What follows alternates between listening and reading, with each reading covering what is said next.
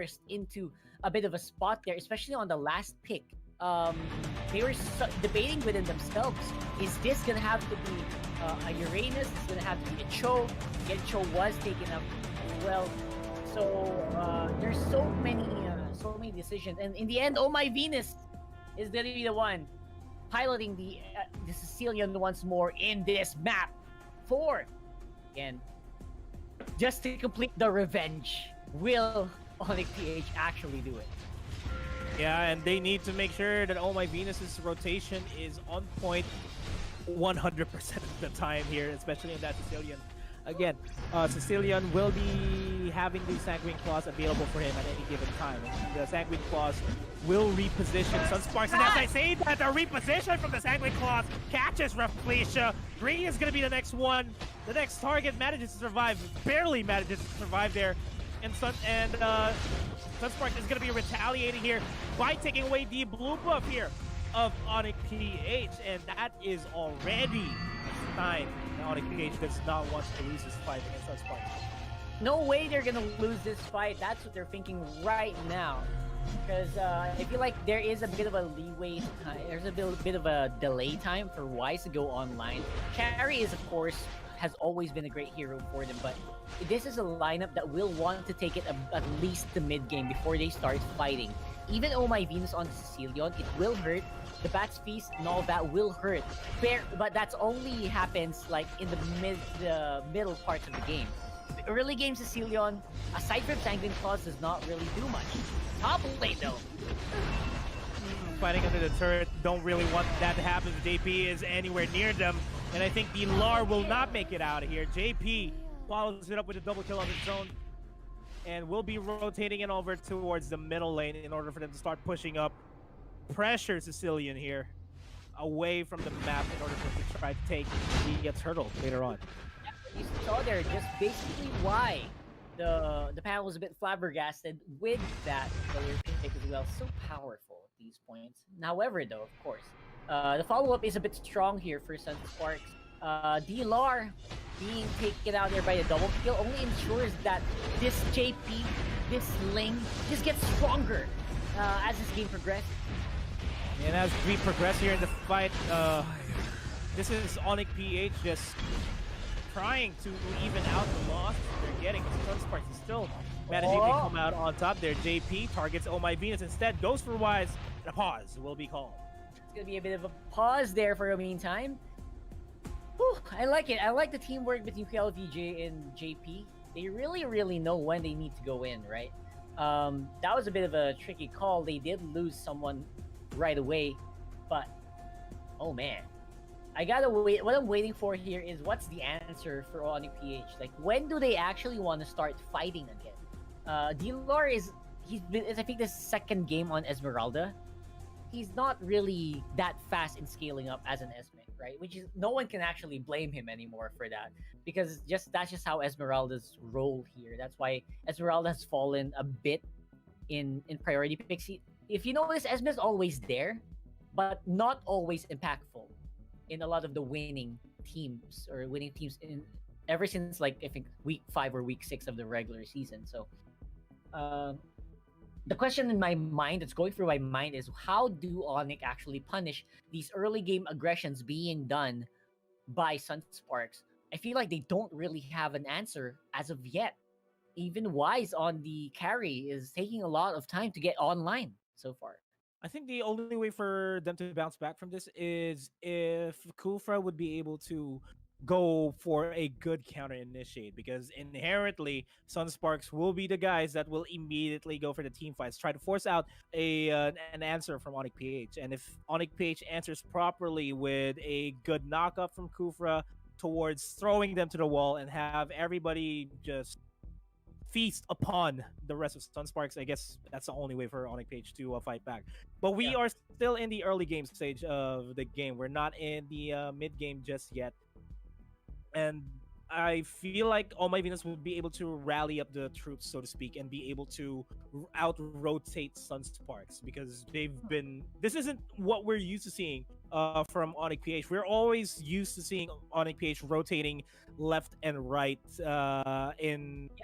in previous weeks, securing objectives. You know.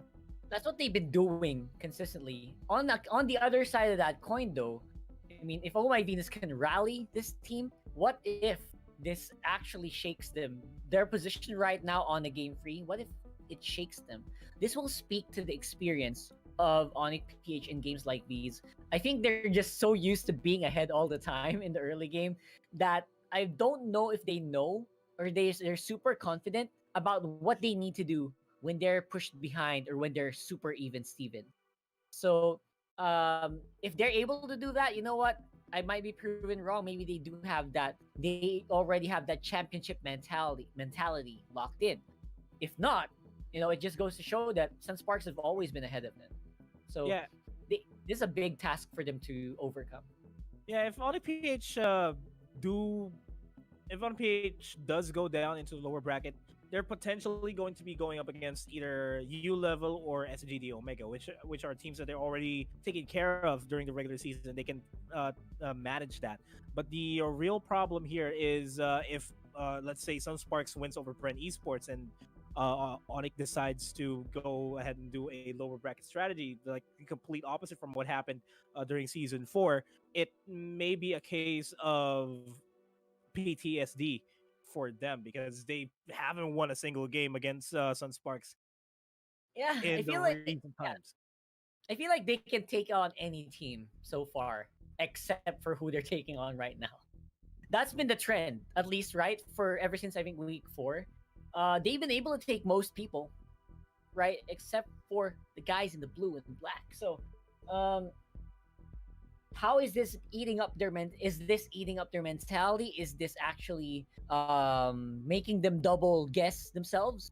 Every decision they make around the map. Maybe is that one of the reasons why Sunsparks has been always ahead.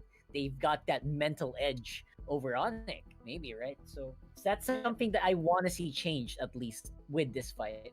yeah, I completely agree with you. It's still going to be a mental fortitude type of test here for Onic PH, especially where it counts the most. This is the playoffs. This is not the regular season where you're just going to be racking up points in order to qualify into the playoffs. This is do or die. Yes, they are in the upper bracket, but once they drop down to the lower bracket, it's a completely different story. Fatigue's going to be coming out on top of that. Overthinking in terms of what could have we accomplished if we played differently during that match. And that's Yeah. something that Onic PH and Sunsparks, for that matter, would need to consider if ever they do drop down to lower bracket. And of course, we are back into the game here with the rest of Sunsparks still controlling that turtle area. No contestation whatsoever here from Onic PH. They are going for that blue take. That's a pretty easy call there for Sunsparks to do. No one to respond yet. Again, even Dilar on the Esmeralda just trying to see if he can get out of the fight and into more of these minions. He needs more gold. They are getting pressured inside and outside the game, I feel. And really, that's not something you want to happen if you're playing in the playoffs. If they want to get the reins back in this game, what Onic PH needs to do here is to split push. Just like what Wolf said in the past in the panel, they need to give Dilar a hero that can really shine the side lanes. And they have good side lane heroes. We got Dilar on that Esmeralda and Yakno on that show, but I don't think they have been instrumental in this so far. They haven't secured any objectives. They haven't been pushing the lanes as much as they wanted to. Sunsparks just finally secured the top lane turret there. Because even the front line of Onic, right, cannot actually sustain long enough here. It's going to be a one-time, big-time here under the tower. They are sustaining. They can survive, but looks like they lost one. They already lost Greed. And without any big consequences for Onic PH, aside from losing a few gold on the bottom lane, I feel like this is going to be the start here. Problem is, again, Dilar has not been contributing as much in the fights, so I'm still waiting for him to go online. Maybe later on, this might be a different story. But again, Sunsparks, they have a window they need to capitalize. Yeah, and just like what we said earlier on in the break, they need to make sure that they go ahead and go for the good counter initiates, and that is exactly what happened there, allowing Data just knocked up people, and then Oh My Venus with the Sanguine Claw displaced JP when he dived in. That's one of the ways that Onic can fight back in this game, and they did it. And that just goes to show that they can fight back as soon as we go into the later stages of the game. Yep, absolutely. Now it's gonna be a bit of a scruffle on the. I feel like what Sunsparks is doing, they're just waiting for objectives to spawn at this point. They have so much free time, like they're just walking around everywhere, right? They're just waiting for objectives to spawn each and every time, and they just want to get some of that goal lead ahead. Because as much as they have so much map control, the goal lead is only like 1,000, right? It doesn't feel like a 1,000 goal lead game, but somehow Onyx looks like they're ahead, but they're not really. Sorry, Sunsparks looks like they're so far ahead, but they're not really, not by that much. Yeah, they're trying to get their lead not by kills, but with objective things. And that's exactly what they're trying to do as KLVJ gets caught with the Sanguine Claws, will be forced back.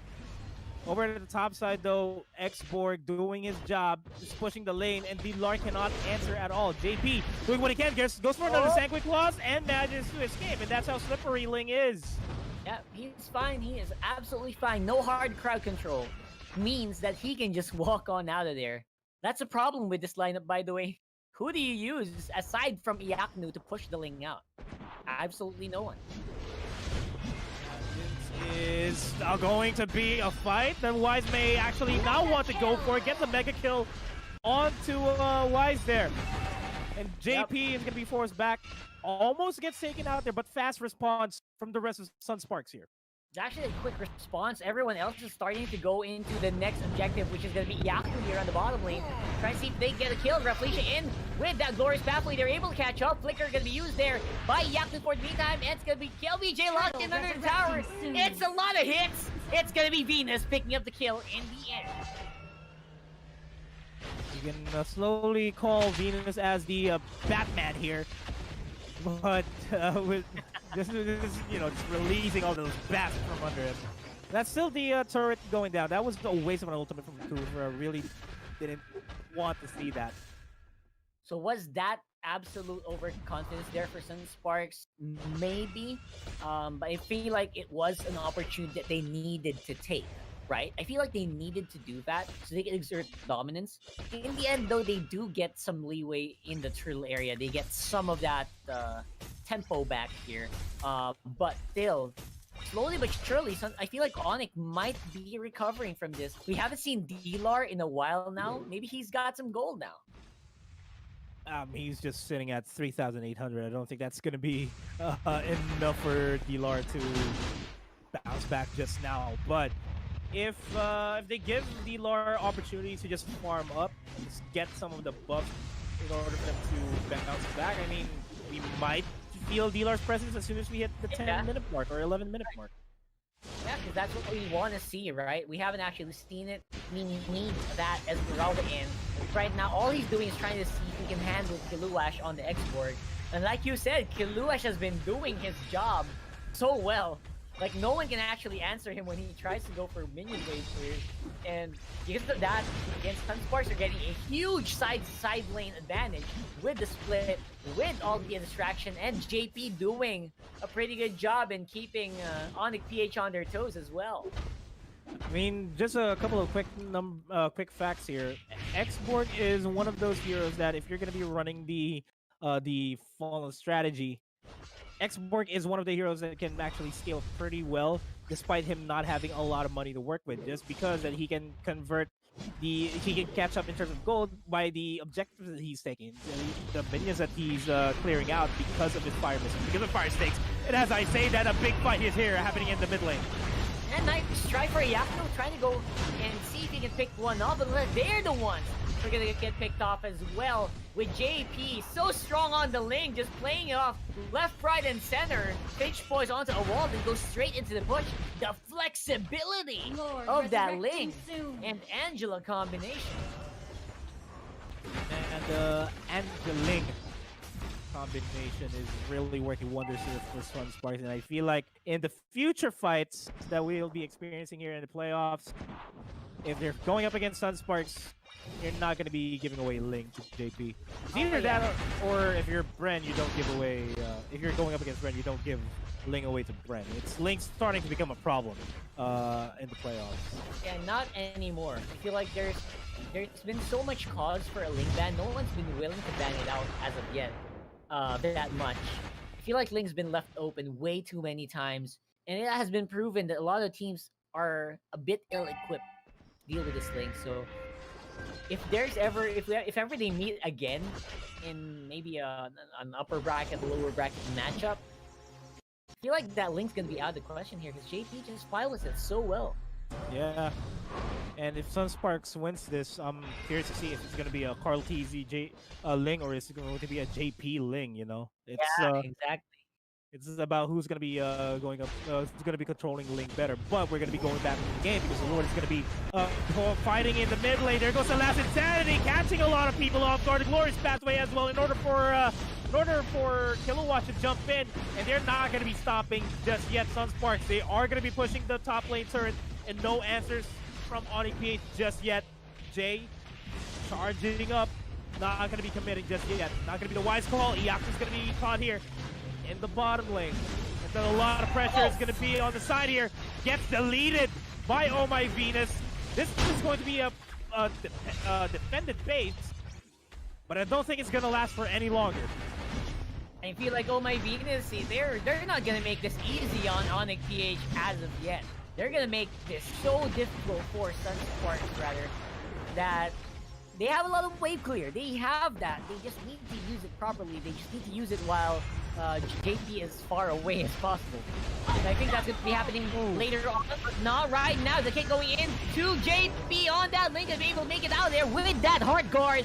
And because of the Finch Boys, he is out. Revelation going to keep here, CV, and keep on the PH stalled for long enough.